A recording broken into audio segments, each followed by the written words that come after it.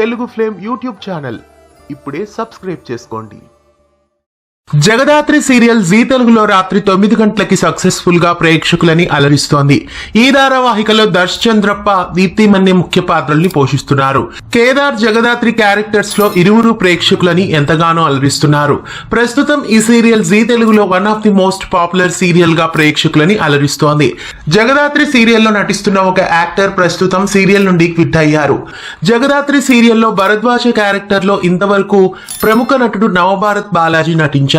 అయితే జనవరి నెలలో నవభారత్ బాలాజీ క్యారెక్టర్ లో నటుడిని రీప్లేస్ చేశారు. ప్రస్తుతం జిఎస్ హరి భరద్వాజ్ క్యారెక్టర్ లో జనవరి నెలలో రీప్లేస్ అయ్యారు. ప్రస్తుతం జగదాత్రి పిన్ని క్యారెక్టర్ లో నటిస్తున్న నటిని కూడా రీప్లేస్ చేశారు. బాలామణి క్యారెక్టర్ లో ఇంతవరకు జగదాత్రి సీరియల్లో లిరీషా యాక్ట్ చేశారు. లిరీషా ఇంకా అమ్మాయి గారు, మౌన పోరాటం తదితర సీరియల్స్ లో నటించారు. ప్రస్తుతం లిరీషా కూడా ఈ సీరియల్ నుండి క్విట్ అయ్యారు. ప్రస్తుతం మధులిక బాలామణి క్యారెక్టర్ లో జగదాత్రి పిన్నిగా, నిషిక తల్లిగా ఎంట్రీ ఇచ్చారు. మధులిక గతంలో ఆడదే ఆధారం, కోయిలమ్మ, ఎదలోయల్లో ఇంద్రధనుసు, కృష్ణ తులసి, జానకి రామయ్య గారి మనవరాలు ఇలా ఎన్నో సీరియల్స్ లో నటించారు. ప్రస్తుతం బాలమణి క్యారెక్టర్ లో జగదాత్రి సీరియల్లో ఎంట్రీ ఇచ్చారు మధులిక.